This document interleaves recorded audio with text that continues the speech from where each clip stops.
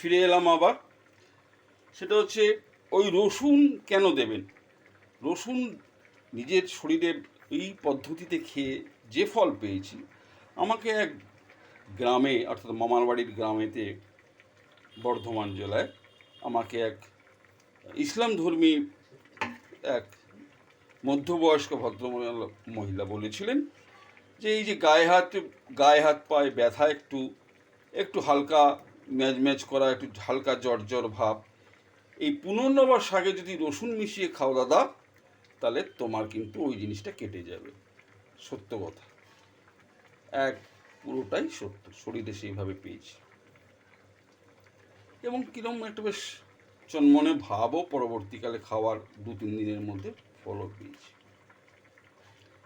হলো এখানে এখন বর্তমানে যে শাকটা ফুটছে দেখছেন আপনারা, অনেকক্ষণ ধরেই শাকটার দিকে দেখাচ্ছি, কারণ শাকটা যেন আপনারা খুব সহজে সরলে চিনতে পারেন। যদি না চিনতে পারেন ঠিক আছে, ওই যে ভদ্রমহিলা বা যে যিনি শাক বেচেন তাকে গিয়ে যদি বলা হয় পুনর্নবার শাক একাটি দাও তো, বা যদি সে দেখেন যে সে অবাক হচ্ছে, তাহলে আপনি পূর্ণিমা শাকের কথাও বলবেন, তাহলে তার কাছে পরিষ্কার হয়ে যাবে।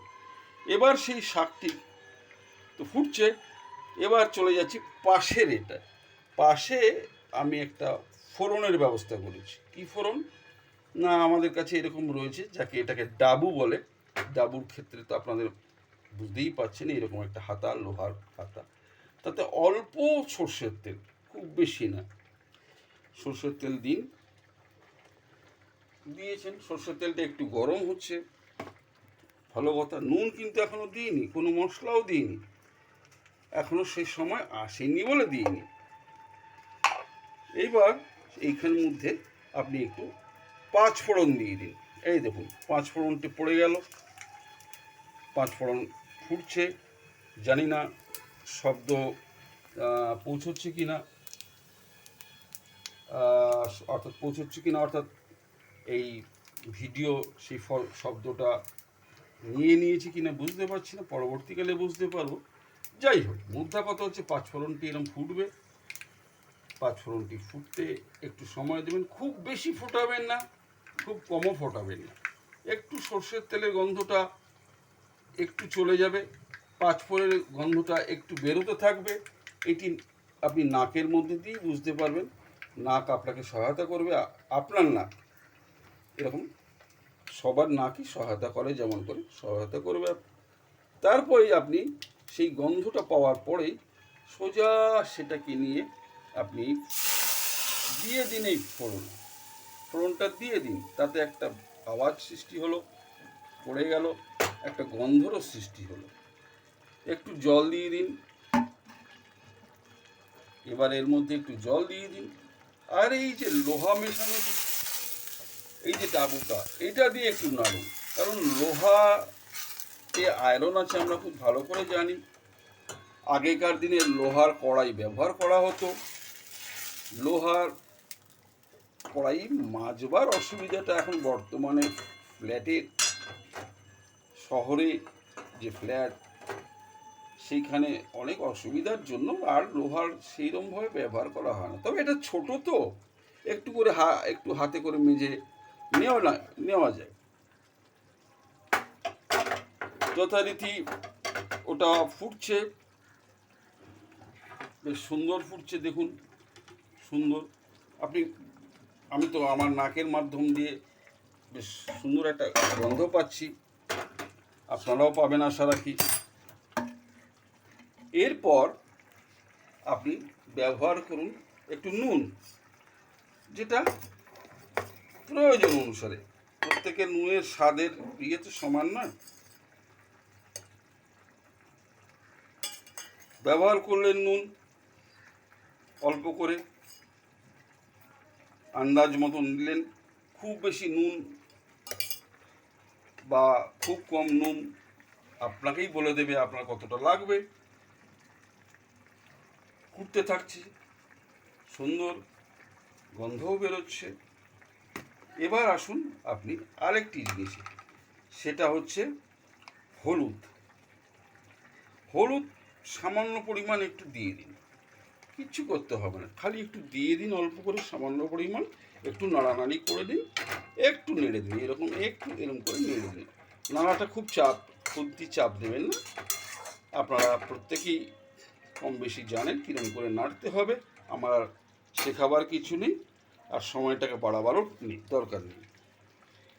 এইবার আপনাদের শেষ করার আগে সত্যটা আরেকবার পরিষ্কার করি, সেটা ওটা খাওয়ার পরে এবার যা হয়, মানুষের বেশিরভাগ মানুষের এটা স্বভাবের মধ্যেই পড়ে, স্বভাবের বিরুদ্ধে যেটা, সেটা তো পরে বলছি, যে যখনই মানুষ তার থেকে মুক্তি পায়, তার থেকে আরাম পায়, তখনই মানুষ ভুলে যায় যে কার মাধ্যমে আরাম পেলাম, কে আমাকে ভালো করলো, তার কথা ভুলে যায়, তাকে বলার কথাও ভুলে যায়। এরকম যে সবাই হয় তা নয়, আর এরকম ভুলে যায় যারা, তারাও যে খারাপ হয় তাও নয়, হতেই পারে, কারণ বর্তমান জীবনের মানুষের দৈনন্দিন জীবনের যে ধরনের কর্মচাপ, কাজের চাপ, তাতে হতেই পারে। নিজেই জিজ্ঞেস করলাম, এটি ভেবে এই ভালো ভাবনাটা মনের মধ্যে ঢুকে গেল, নিজেই জিজ্ঞেস করলাম, আচ্ছা তুমি যে ওই পেটের ব্যথাটা বলছিলে, প্রস্রাবের অসুবিধাটা বলছিলে, ওটা তোমার ভালো হয়েছে? এইবার সে খুব স্বতঃস্ফূর্তভাবে তার উত্তরে, তার সাথে এক্সপ্রেশন, ইংরেজিতে অর্থাৎ প্রকাশ, মুখের যে প্রকাশভঙ্গি, তার দ্বারা বলল, হ্যাঁ একদম কমে গেছে, আর কোনো রকমই অসুবিধা নেই। আপনাদের সবাইকে প্রণাম জানিয়ে, নমস্কার জানিয়ে, যারা বয়স্ক আছেন, যারা শ্রদ্ধেয় আছেন, তাদের সবাইকে জানিয়ে একটা অনুরোধ করব, সেটা হচ্ছে যে বেল আইকনটা প্রথমে দেবেন, কারণ এটি নিজেরা ব্যবহার করবেন, নিজেরা ব্যবহার করার পর বেল আইকনের মাধ্যমে যখন আবার আমাকে পাবেন, কারণ পরবর্তী কোনো কিছু যখন আসবে, তখন বেল আইকন টাচ করার জন্য আপনাদের কাছে যাবে, তখন আপনারা পরিষ্কার মনে যা আসে, যেটা বলতে ইচ্ছা করে, অর্থাৎ যেটা লিখতে ইচ্ছা করে, সেটি আপনারা লিখে পাঠাবেন। তখন আপনাদের ভেতর থেকেই ইচ্ছা আসবে যে একটা লাইক করি এবং শেয়ার করি। আবার পুনরায় আপনাদের নমস্কার জানিয়ে শেষ করলাম।